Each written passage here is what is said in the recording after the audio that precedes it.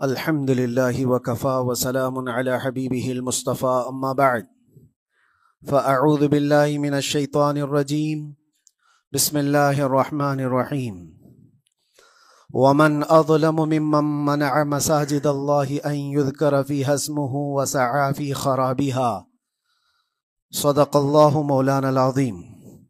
بارگاہ رسالت میں آپ صلی اللہ علیہ وسلم میں درود پاک کا ہدیہ پیش کریں۔ اللہم صلی علی سیدنا و مولانا محمد معدن الجود والکرم وآلہ واصحابہ الکرام وابنہ الکریم وبارک وسلم صلاة دائمة سرمدا ابدا۔ اللہ عز و جل قرآن عظیم میں ارشاد فرماتا ہے، اس سے بڑا ظالم کون جو اللہ کی مسجدوں میں اللہ کا ذکر کرنے سے روکتا ہے، وہ سب سے بڑا ظالم ہے۔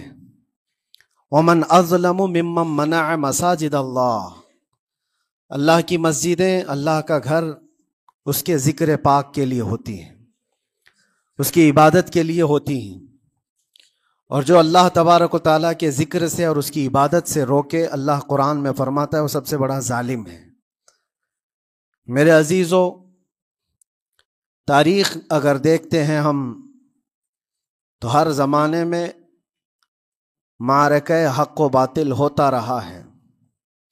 باطل طاقتیں ہمیشہ یہ چاہتی ہیں کہ اللہ کے ذکر کو روکیں، کیونکہ طاغوت شیطان جس کا ذکر قرآن میں ہے وہ ہمیشہ سے یہ چاہتا رہا ہے کہ اللہ کا ذکر کرنے والوں کو روک دیا جائے، کیونکہ اس نے اللہ تبارک و تعالیٰ سے یہ وعدہ کیا، چیلنج کیا تھا، لَأَقْعُدَنَّ لَهُمْ صِرَاطَكَ الْمُسْتَقِيمِ، اے رب میں تیرے سیدھے راستے پر بیٹھ جاؤں گا، ثُمَّ لَآتِيَنَّهُمْ مِنْ بَيْنِ أَيْدِيهِمْ وَمِنْ خَلْفِهِمْ وَعَنْ أَيْمَانِهِمْ وَشِمَائِلِهِمْ، اور میں اس سیدھے راستے پر جو بھی گزرے گا اس کو کبھی سامنے سے آ کر بہکاؤں گا، کبھی پیچھے سے آ کر بہکاؤں گا، کبھی دائیں سے کبھی بائیں سے۔ اور اللہ تبارک و تعالیٰ سے شیطان مردود یہ کہتا ہے، وَلَا تَجِدُ أَكْثَرَهُمْ شَاكِرِينَ، تو تیرے بندوں میں شکر گزار بندے نہیں پائے گا۔ مطلب یہ ہے کہ ابلیس لعین مسلسل یہ کوشش میں ہے کہ اللہ تبارک و تعالیٰ کے بندوں کو اس کے ذکر سے دور کرے، اس کے شکر سے دور کرے۔ آج بھی وہ کیفیت ہم دیکھتے ہیں کہ سب سے زیادہ اللہ کے ذکر سے روکنے کے لیے جو شیطانی طاقتیں کوشش کر رہی ہیں، مگر میرے عزیزو یہ تمہارا امتحان ہے، تمہارا امتحان ایسا کہ کبھی یہ مت سمجھنا کہ تم خالی ہو، کیونکہ قرآن پاک اللہ تبارک و تعالیٰ 21ویں پارے میں فرماتا ہے، اَحَسِبَ النَّاسُ أَن يُتْرَكُوا أَن يَقُولُوا آمَنَّا وَهُمْ لَا يُفْتَنُونَ، کیا لوگ یہ گمان کر کے بیٹھے ہیں کہ وہ ایمان لے آئے تو ہم ان کو آزمائیں گے نہیں، یا ان کو چھوڑ دیا جائے گا؟ جو ایمان لایا ہوا بندہ ہے وہ آزمایا جائے گا۔ ایمان اگر تمہارے پاس ہے تو تمہیں امتحان سے بھی گزرنا ہی ہوگا۔ یہ ایمان کسی حلوہ پراٹھے کا نام نہیں ہے، کھا کر کے مست نیند سو جائے، پھر اسے اس دار فانی میں، اس دنیا میں امتحانات سے گزار کر کے اپنے ایمان کی کسوٹی کو دکھانا ہوگا۔ اسی لیے قرآن یہ بھی کہتا ہے کہ تمہیں کیسے کیسے آزمایا جائے گا، وَلَنَبْلُوَنَّكُمْ بِشَيْءٍ مِّنَ الْخَوْفِ وَالْجُوعِ وَنَقْصٍ مِّنَ الْأَمْوَالِ وَالْأَنفُسِ وَالثَّمَرَاتِ، ہم تمہیں آزمائیں گے کبھی بھوک سے، کھانے کی قلت سے، اور کبھی خوف سے، ڈر آئے گا تمہارے پاس، اور پھر اللہ تعالیٰ فرماتا ہے کبھی مال و دولت کی کمی سے، وَنَقْصٍ مِّنَ الْأَمْوَالِ وَالْأَنفُسِ، کبھی لوگوں کی جان چلی گئی ہو، کثرت سے تمہارے عزیز مر گئے، یہ بھی آزمائش ہے، اور پھلوں کی کمی۔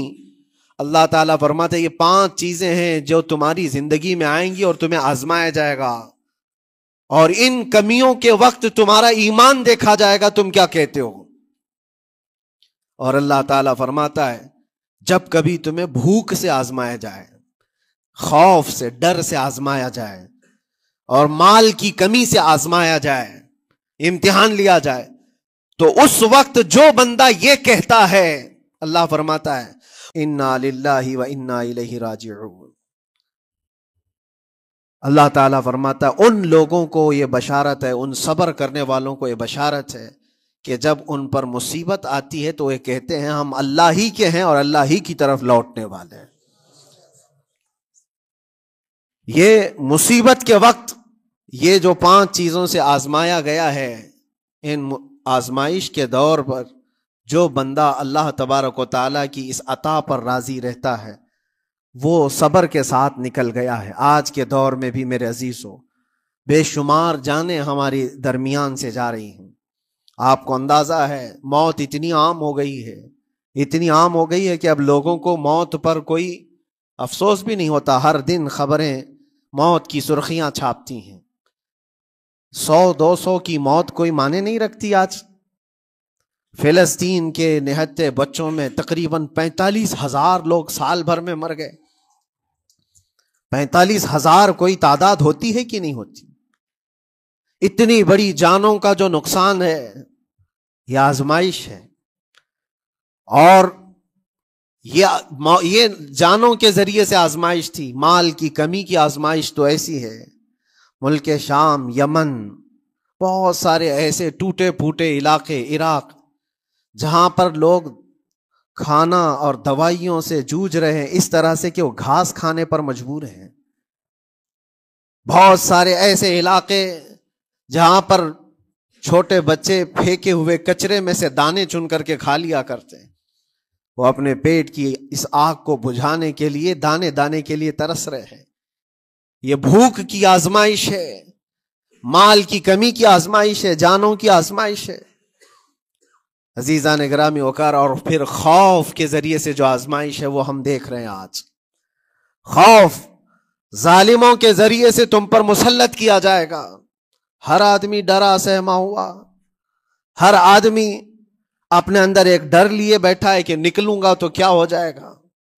ان سب کے درمیان اللہ کی بارگاہ میں سجدہ ریز ہونے کا نام ایمان ہے۔ سب حالات ہوں گے اس طرح سے، اور انہی حالات کے درمیان جو بندہ اپنا سر جھکاتا ہے مولا کریم کی بارگاہ میں وہ ایمان والا ہے۔ آؤ اگر ایمان کی کمال کی مثال دیکھنا ہے تو کربلا کے میدان میں کون کون سی آزمائشیں تھی۔ بھوک کی بھی آزمائش ہے، پیاس کی بھی آزمائش ہے، جان کی بھی آزمائش ہے، خوف کی بھی آزمائش ہے۔ سب چیزیں ایک ساتھ کربلا کے میدان میں آئی۔ رسول اللہ کے گھرانے پر، اہل بیت پر وہ کیسا عظیم امتحان تھا جب وہ 72 لوگوں کا 82 لوگوں کا قافلہ بھوک اور پیاس سے جوجھ رہا ہو، 3 دن سے ان کے اوپر کھانا اور پانی بند ہو، اور ان شہزادوں کے ایمان میں ذرا برابر بھی فرق نہیں آتا۔ نہ ان کے ایمان میں، نہ حوصلے میں، نہ ہمت میں فرق آتا ہے۔ 3 دن کے بھوکے اور پیاسے باطل سے نپٹنے کے لیے کس طرح سے کمر بستہ ہے۔ یہاں تک کہ بھوک کی شدت ایسی تھی کلیجہ منہ کو آئے، 6 ماہ کا بچہ بھی روتے روتے زبان جس کی سوکھ گئی ہو، وہ ماں جو بچے کو دودھ پلاتی ہے اس کے سینے سوکھ چکے ہوں، دودھ ختم ہو چکا ہو ماں کے پستانوں میں، کیسی قلت ہوگی۔ پانی کا ایک قطرہ ان کے گھر تک نہیں پہنچ پاتا، ماں اپنے بچے کو دودھ نہیں پلا سکتی تھی۔ اس سے زیادہ کیا آزمائش تھی؟ یہ بھوک اور پیاس، یہ آزمائش۔ پھر جانوں کی آزمائش تو ایسی، اللہ اکبر، 56 سال کی عمر کا وہ شہزادہ عالی وقار، سیدہ کائنات فاطمۃ الزہرا کا نور نظر، امام عالی مقام سید الشہداء امام حسین رضی اللہ تعالیٰ عنہ، جب میدان کربلا میں لاشوں کو اٹھاتے تھے، کتنی لاشیں اٹھائی، کبھی بیٹے کی، کبھی بھتیجے کی، کبھی بھانجے کی، کبھی بھائیوں کی، کبھی عزیزوں کی۔ میاں ہم اپنے گھر سے نکلنے والے ایک جنازے کو اٹھاتے ہیں تو 8 دن تک ہمارے اندر سے ہوش نکل جائے۔ کوئی اپنے بچے کو اپنے ہاتھوں سے دفن کر کے دیکھے پھر کیفیت پتہ چلتی ہے۔ امام حسین نے ایک نہیں اپنے لاڈلوں کی لاشیں اس طرح سمیٹی ہیں۔ ان کے جوان بیٹے علی اکبر کو جب شہید کر کے گھوڑے دوڑائے گئے تھے جسم کے اوپر سے، ٹکڑے الگ ہو چکے تھے، اس کو سمیٹتے ہوئے کون بیٹھا ہے؟ رسول اللہ کا نواسا۔ اور 6 ماہ کے بچے کو ہاتھ کے اندر ظالموں نے تیر سے ایسا مارا تھا کہ حلقوم پہ چلا گیا ہو، اور 6 ماہ کے علی اصغر کا خون جب امام حسین کے چہرے پر اچھل جاتا ہو، کسی باپ کے ہاتھ میں بیٹا وفات کر جائے اور پھر وہ لے کر کے خیمے میں آئے اور ادھر سے بلکتی ہوئی ماؤں کو اور بہنوں کو بھی دیکھے، ان میں بھی صبر کی تلقین دے. کبھی کبھار میں سوچتا ہوں اللہ یہ کیسے امتحانات سے گزرا تھا فاطمہ کا لال، کیسے امتحانات سے. بھوک اور پیاس کی شدت الگ، یہ جانوں کی شدت، جانوں کے جانے کا غم الگ، عزیزوں کی لاشوں کو اٹھانے کا بوجھ الگ، پھر اس پر 22,000 کا لشکر جرار سامنے، اس کا خوف لوگوں کے اوپر ڈالا جا رہا ہے. عزیزان گرامی وقار، یہ سب چیزیں کیا امام حسین کے قدموں کو ڈگمگا گئیں؟ کیا ان کے خاندان والوں کو بکنے پر مجبور کر دی؟ کیا انہوں نے سمجھوتے کر کے اپنا سب کچھ بیچ ڈالا؟ ایک خیمے کا ایک بچہ بھی امام حسین کا نکل کر کے آیا ہو تو مجھے تاریخ بتا دو. بلکہ تاریخ تو آج یہ کہتی ہے سر داد نہ داد دست در دست یزید حقا کے بنا لا الہ است حسین. سر دے دیا مگر ہاتھ یزید کے ہاتھ میں نہیں دیا. حق تو یہ ہے کہ لا الہ کی جڑ کا نام حسین ہے. آج وہ امتحان قیامت تک کی تمہارے ساتھ ہوتا رہے گا، قیامت تک تمہارے ساتھ یہ آزمائش ہوتی رہے گی، کبھی بھوک سے، کبھی ڈر سے، کبھی جانوں کے نقصان سے، لیکن پھر تمہیں دیکھا جائے گا تم بکتے کتنے ہو، نکلتے کتنے ہو، ہواؤں کے پجاری کتنے ہیں، خواہشات نفس کو ماننے والے کتنے ہیں، اپنے کمفرٹ زون میں جینے کے لیے ایمان کا سودا کرنے والے لوگ کتنے ہیں. یہ آزمائش ہوتی رہے گی میرے عزیزوں. ایمان اس کا نام نہیں ہے کہ تم گھر میں آرام سے بیٹھے رہو گے اور کوئی امتحان نہیں ہوگا. امتحان تو ہوگا، آزمائش تو ہوگی. آج جو بھی حالات ہیں اس پر میں یہی کہوں گا، ایک بات ہو سکتا ہے کروڑوں مسلمانوں کے دلوں میں آج یہ نروس پن آئے، اتنے برے حالات ہوتے ہیں، اللہ ہمارے ساتھ ہے یا نہیں؟ اللہ ہمارے ساتھ ہے یا نہیں؟ ایمان ہمارا صحیح ہے یا نہیں؟ اسلام صحیح ہے یا نہیں؟ یہ شک بھی شیطان تمہارے دل میں ڈالتا ہے. کبھی تمہارے اوپر مصیبتوں کے پہاڑ ٹوٹ جائیں تو شک ڈالتا ہے شیطان تاکہ تمہارا ایمان ڈگمگا جائے. میرے عزیزو، مسلمان ہونے کا مطلب یہ نہیں ہے کہ تم صرف محلات میں جیو گے اور تخت و تاج کے مالک ہی رہو گے، ایسا نہیں ہے. ایمان والوں کو احد میں 70 جانیں بھی دینی پڑی ہے. بدر میں ان کے ساتھ جو معاملات ہوئے ہیں، فتح اگرچہ بدر میں ہوئی لیکن جنگ احد کا اگر منظر دیکھو گے، اللہ اکبر. وہ رسول پاک صلی اللہ تعالی علیہ وسلم کے شہدائی صحابہ جب احد کے میدان میں کھڑے تھے، 70 صحابہ کی ایسے جانیں گئی ہیں. اگر میں تفصیل بتاؤں تو بہت لمبا وقت ہوگا. ایک صحابی ہیں حضرت انس بن نزیر، پورے جسم میں ایک انگلی کے علاوہ کچھ نہیں ملا، کچھ نہیں ملا. شہادت کی ایک انگلی سے ان کو پہچانا گیا. حضرت سعد بن ربیع، یہ ایسے صحابی ہیں جن کا پیٹ پورا پھاڑ دیا گیا تھا اور 12 نیزے مارے گئے تھے. وہ سید الشہداء امیر حمزہ بھی تو اسی احد کے میدان میں شہید ہوئے، جن کو بھالے سے مارا گیا اور چیر کر کے ان کا کلیجہ چبایا گیا تھا. عبداللہ بن جہش اسی میدان میں انتقال کیے ہیں، جن کے جسم کے 80 ٹکڑے کر دیے گئے تھے اور ہر ٹکڑے کا ہار بنا کر ظالموں نے پہنا تھا، ہار بنا لیا تھا جسموں کے. یہ سارے منظر احد کے میدان میں ہوئے. اور کون سے ایمان والے؟ وہ رسول اللہ کی اقتداء میں نماز پڑھنے والے، حضور پاک کے چہرے انور کو دیکھنے والے. جب ان کے ساتھ یہ آزمائشیں ہو سکتی ہیں تو ہم کون سی گاجر مولی ہیں؟ ہمارے ساتھ بھی آزمائشیں ہوں گی. جس کا جیسا ایمان ہوگا ویسا وہ امتحان بھی دے گا، اسی امتحان سے وہ گزارا جائے گا. مگر میں آج کروڑوں مسلمانوں کے دلوں کے بارے میں یہ بات کہنا چاہتا ہوں کہ اگر نروس پن ہے کہ یہ حالات ایسے کیوں ہیں، حالات ہر زمانے میں ہوتے رہیں گے. ستیزہ کار رہا ہے ازل سے تا امروز، شرار ابو لہبی سے چراغ مصطفی. ہماری تاریخ ہے، یہ تاریخ ہے میرے عزیزو. اللہ تعالیٰ قرآن میں فرماتا ہے تِلْكَ الْأَيَّامُ نُدَاوِلُهَا بَيْنَ النَّاسِ. یہ دن ہیں جو ہم لوگوں کے درمیان پلٹتے رہتے ہیں. کبھی تم بادشاہ بنو گے، کبھی فقیر بن جاؤ گے. اور آج جو تخت پر ہیں ہو سکتا ہے وہ کل ڈگر ڈگر گھوم رہے ہوں. آج جن کو طاقت کا نشہ ہے ہو سکتا ہے وہ بھیک مانگنے پر بھی مجبور ہو جائے. لیکن ایک بات یاد رکھنا، نروس پن اپنے دل میں آنے نہ پائے. ان حالات سے دیکھ کر کے گھبرا نہ جانا. ایمان تمہارا سچا ہے، اللہ کل بھی تمہارے ساتھ، آج بھی تمہارے ساتھ. بس تمہاری عبادت میں فرق آنے نہ پائے، تمہارے سجدوں میں کمی ہونے نہ پائے، تمہارے ایمان میں تزلزل آنے نہ پائے. اللہ ایک ہے تو ایک ہے، اللہ سچا ہے تو سچا ہے. میں نے اللہ کو نہیں دیکھا لیکن اللہ پر ایمان ضرور ہے. یہ یقین اور یہ عقیدہ تمہارا مضبوط رہے. ہاں ہمیں معلوم ہے، کچھ لوگ ہم سے پوچھتے بھی ہیں، اللہ تبارک و تعالیٰ پوری کائنات کا مالک جس نے ہر چیز پیدا کیا اور اس کی عبادت کرنے والے ہو آپ، لیکن پھر اسی اللہ رب العزت کی یہ مسجدیں کیوں ڈھائی گئی؟ کیوں مسجدوں کو ختم کیا جا رہا ہے؟ اللہ کے ذکر کو روکنے کے لیے طاقتیں پوری مسجدوں کو ڈھانے کی کیوں بات کرتی ہیں؟ پھر اللہ کچھ کیوں نہیں فرماتا؟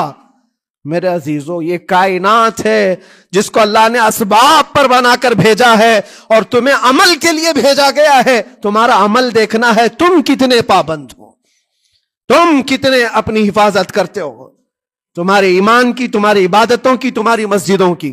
تم مسجدیں خالی کر کے گھوم رہے ہو، فجر کی نماز میں اپنے گھروں پر سوئے ہو اور پھر اللہ کے گھروں کی حفاظت کی بات کر رہے ہو کہ مسجدیں ڈھائی جا رہی ہیں، مسجدوں پر آکرمن ہوتا ہے. یہ ساری باتیں کیوں؟ تم جب ان صفوں کو خالی کر دو گے، یہ مسجدیں چیخ چیخ کر پکارتی ہیں اللہ کی بارگاہ میں. پل بھر میں بنا لی، شب بھر میں بنا لی مسجد تو ایمان کی حرارت والوں نے. من اپنا پرانا پاپی تھا، بچپن سے نمازی بن نہ سکے. مسجدیں بڑی بڑی شاندار بنا لینا اور اس کو آباد نہ کرنا، یہ بھی تو ظلم ہے. آپ ان مسجدوں کی حفاظت کی جو بات کر رہے ہیں، ان مسجدوں کی حفاظت صرف کمیٹیاں بنانے سے نہیں ہوتی، نمازوں سے ہوتی ہے، اس کے اندر تلاوت قرآن سے ہوتی ہے. عزیزان گرامی، اور پھر یہ بات ان ظالموں کے لیے کہ اگر وہ ہاتھ لگا کر مسجدوں کو اٹھانا پھینکنا اس کو اپنی طاقت کا ذریعہ سمجھتے ہیں تو سمجھ لو تھوڑے دن کی بات ہے. اگر اسی کا نام طاقت ہے کہ عبادت گاہوں کو مسمار کر کے طاقت کے تخت کو بٹھایا جائے، تو یاد رکھنا بڑھتے بڑھتے بڑھتے تمہارا نشہ کہیں تمہیں فرعون نہ بنا دے. اور اگر فرعون بن گئے تو انتظار کرو، اللہ تعالیٰ بڑے بڑے فرعونوں کو صرف پانی سے ہلاک کرتا ہے. بہت بڑے بڑے نمرودوں کو اللہ تعالیٰ مچھر سے ہلاک کرتا ہے. وہ ابرہہ بھی تو آیا تھا جو کعبہ ڈھانے کے لیے آیا تھا، ہاتھیوں کا لشکر لے کر آیا تھا، جس کا ذکر قرآن پاک میں الم تر کیف فعل ربک باصحاب الفیل. اے محبوب، کیا آپ نے نہیں دیکھا ہاتھی والوں کے ساتھ اللہ نے کیا معاملہ کیا؟ پورا ہاتھیوں کی فوج لے کر آیا تھا کعبے کو ڈھانے کے لیے. ہوا کیا؟ کعبہ کو ڈھانے کے لیے اتنی خطرناک فوج تھی اور مکہ والوں میں لڑنے کی اتنی طاقت نہیں تھی. اللہ کریم نے ابابیل چڑیوں کی ایک فوج کو بھیجا. ہاتھی کہاں اور چڑیا کہاں؟ کوئی مقابلہ ہوتا ہے؟ کوئی مقابلہ ہے؟ تصور میں نہیں آتا. لیکن رب تبارک و تعالیٰ کا ایک دستور ہے، بڑی بڑی طاقتوں کو چھوٹی طاقتوں سے ہلاک کرتا ہے. چھوٹی چھوٹی سی چڑیاں ایک ہاتھ میں تمہارے آ جائیں، ایک چونچ میں اور دو پاؤں میں کنکریاں لے کر آتی تھی، اوپر سے صرف وہ کنکریاں گراتی، ہاتھیوں کے پیٹ پھٹ جاتے اور آگ لگ جاتی تھی. اللہ تبارک و تعالیٰ کی طاقت کا یہ مشاہدہ، قوت کا ایک ہلکا سا اظہار جو مکہ کی ان وادیوں میں ہوا منا، اور اللہ تعالیٰ فرماتا ہے فَجَعَلَهُمْ كَعَصْفٍ مَأْكُولٍ. اللہ نے ان کو ایسا کر دیا جیسے کھائی ہوئی مرغی ہوتی ہے، نوچ نوچ کر کے کھا کر چھوڑی ہوئی مرغی ہو. پوری فوج کی حالت ایسی ہو گئی تھی.